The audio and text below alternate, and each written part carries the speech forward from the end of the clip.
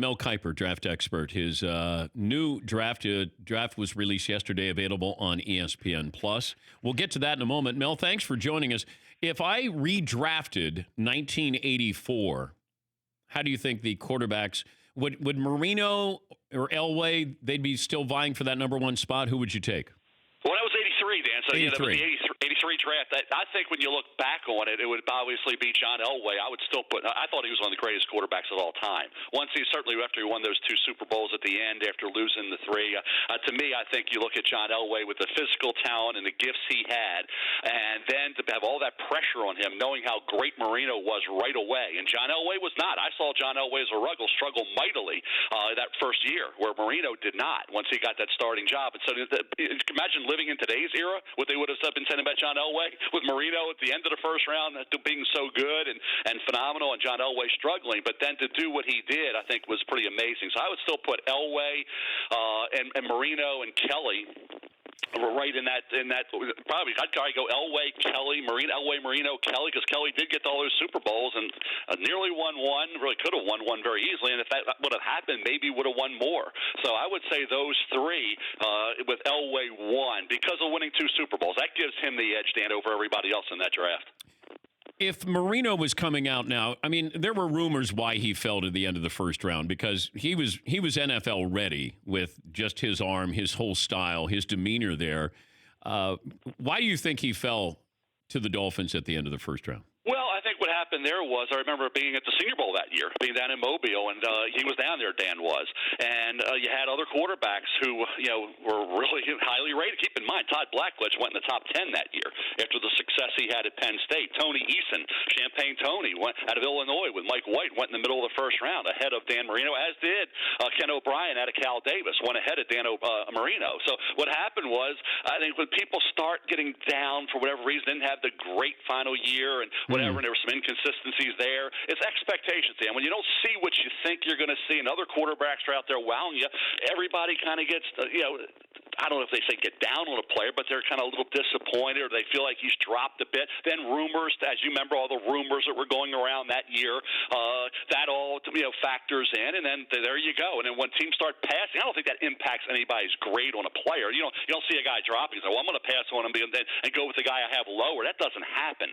But to see, I think for me to see, I remember that going back to that year. I had Marino higher than that, but ahead of Blackledge and ahead of Davis. Ahead of O'Brien out of Cal Davis. I think that was the shocker. Once you saw Blackledge go that high, and then you saw Ken O'Brien go, and there's Dan Marino still sitting on the board for Miami. That was the amazing part of it, that there was such a gap between Todd Blackledge out of Penn State and Dan Marino out of Pitt. And of course, Dan, I know, was fired up, and that motivated him throughout his career to know what went on that year. And it motivated Aaron Rodgers, too. Remember, he had to sit and wait. Others have had to do that, too. Remember, Brett Favre went in the early second round. He was projected to be a 1. So it's happened to quarterbacks before, Dan. It so happens that some of these quarterbacks that have been spectacular, didn't go as early as a lot of people thought they should have after their career was over. If you redrafted the Eli, Ben, Phillip Rivers. Yeah, I'd still go. I said this then. I said if any of those 3 quarterbacks are a bust, I would say, boy, I would have been shocked. I thought all 3 were going to be good. I think Eli's 2 Super Bowls get him in the Hall of Fame. You think about Rivers not being to a Super Bowl, so that Eli would be ahead of Rivers. Ben would be 1. If you had to redraft that, Ben would be 1. Yeah. With 2 Super Bowl wins. Ben would be 1. I'd put Eli 2 and Phillip 3. Yeah, I'd probably put Phillip Rivers in there second and Eli third. Phillip Rivers was a really good regular season quarterback. Eli was not a great regular season quarterback. Ben has been a good regular. If I'm just looking at the talent that I saw there, Ben, we weren't quite sure about Ben because he was at Miami of Ohio. Eli playing at Ole Miss, Phillip Rivers at NC State. These aren't, football powerhouses there, but I think just that Phillip Rivers had a great regular season. It's just we measure our quarterbacks by postseason, so that's why Ben and Eli would be higher than him. Well, I would say, certainly the winning the big games and the money games, Dan, and winning Super Bowls and taking out New England twice. I think the fact that Belichick and Brady, two iconic figures, the best in the business, best in the history of the game, coaching-wise and quarterback-wise, to take out and remember, ruined that undefeated season. Miami Dolphins wouldn't have had the greatest season ever had it not been for Eli Manning beating New England. So they were ready to make history. So and you get on that run as he did with not great teams. Remember, his teams weren't great. So they say, well, he wasn't. Well, his teams weren't great during the regular season. And he had to go on the road and win some games against top-level quarterbacks. So I think when you look at Eli Manning, the fact that he did it twice, had he done it once, Dan, I'd have been with you. I'd have put Rivers ahead of Eli. Okay. But the fact that he did it twice with New England and Belichick and Brady, I think is the reason why I would give him the edge. Philip Rivers had some really good teams and didn't get it done in the playoffs. You can't blame it all on Philip. But the fact of the matter is there were some pretty good teams that even a couple of years ago, that team that came to Baltimore and won, held on. Remember, Lamar came on in the fourth quarter, got him back in the game. That team, everybody thought had a shot, but prior to the playoffs, to be a Super Bowl team, and they didn't get it done. So I think because of that, never even being to a Super Bowl, let alone winning one, and Eli getting to two and winning both against New England, that's the exclamation point, against those great New England teams, against a team that was ready to make history over the Dolphins, and to take them out twice, I think is the reason why I would give Eli the slight edge over Philip Rivers. What do you think Joe Burrow's game plan is here? I just think right now he's going to go. A lot of this talk, Dan, I said this yesterday throughout the day on ESPN, I think a lot of the talk came from others that were bringing it up. Like, here Carson Palmer drafted number one by the Bengals. Steve Bartkowski brought up after being with the Atlanta Falcons. So it's all been brought up by others who were in situations that weren't necessarily the greatest or whatever when they were coming out of college, or however we want to look at that. But I think the pile on and take shots at the Bengals is unfair. I think just looking back at their history, to say they've never had quarterbacks that have had success. Kenny Anderson got to a Super Bowl and lost to the 49ers. Boomer Esiason got to a Super Bowl and lost to the 49ers when Joe Montana had that great drive and then to pass to Taylor to win it late in the game.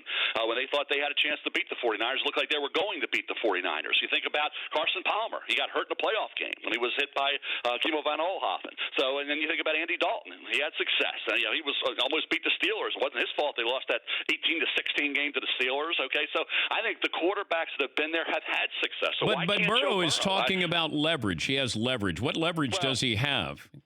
Well, he's not talking. He's talking about that after it was all brought up. Remember, initially he was saying, "Hey, I'll be happy to be a Bengal." He's an Ohio kid, Dan.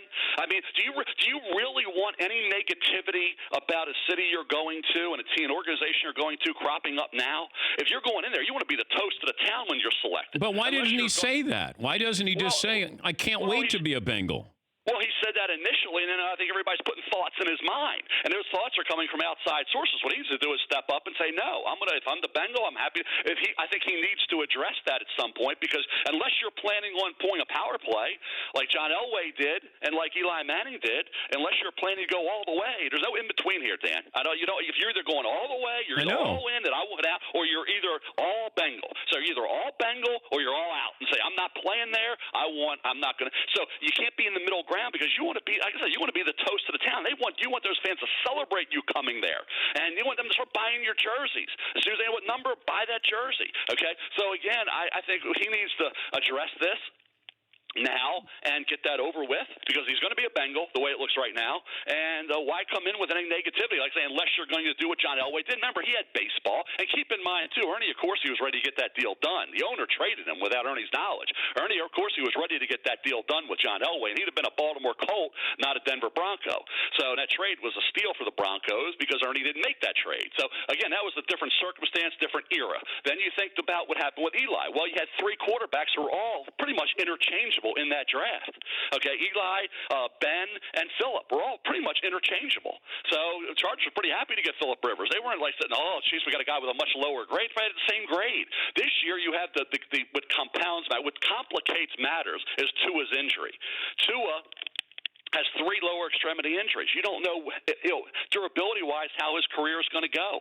Okay, and then you think about the third quarterback, Justin Herbert. Some think he's very overrated in the top 10, let alone at the number one spot. So there's not a situation like it was with Eli, Phillip, and Ben.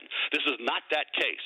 Burrow had a phenomenal year. He is ready to go, and there's nothing really that he's clean coming in. Tua is not because of the medical. We still don't know what the medical is going to be on him. So it's not like Cincinnati can give up on Burrow and go to plan B that they're going to feel phenomenal about right now, because we don't know what the final medical is on Tua. And as I said, there's a lot of mixed opinion on Justin Herbert. If Tua was healthy, finish that sentence. If Tua was healthy, he'd be in the discussion to be the number one pick. You can't say he definitively. Todd McShay will say he definitively would be. I'm not ready to do that, because I think that's, first of all, we don't know how he finished the year. We don't know that. That would have been important, Dan. How he finished the daggone year would have mattered. Well, he wasn't able to finish the year. Okay, he got hurt for the third time. The third time, not the first time. 2 ankle injuries, one to the left, one to the right, now hip. Okay, we don't know what the medical is going to end up coming back with come late April. We don't know what that's going to be. So to make that statement, you can make it now. Nobody can prove you wrong, because you say, hey, had he been, well, he's not healthy. That's like saying if Drew Brees was healthy, he'd have been, would he have been a Miami Dolphin? Yes, he would have been a Miami Dolphin. But he wasn't a Miami Dolphin because there was a shoulder injury question, and Miami passed on him, and he ended up in New Orleans.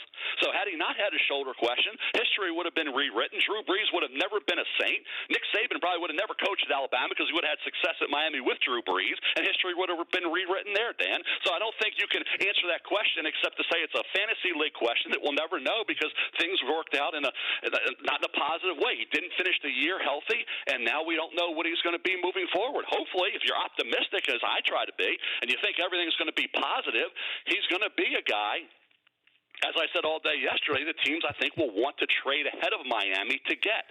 That would be the Chargers at 6, could be Carolina, could drop down a little further down to the Raiders, Indianapolis Colts. They could be looking to move up there, which would force Miami at 5. And if all the medical is positive, and we hope it is on Tua, that would force Miami to go up from 5 to 4. Make a deal with the Giants, or go from, as I've projected, 5 to 3 with the Detroit Lions. That would force them to do that, because if they sit at 5, they could lose Tua to somebody else. You're in midseason form already.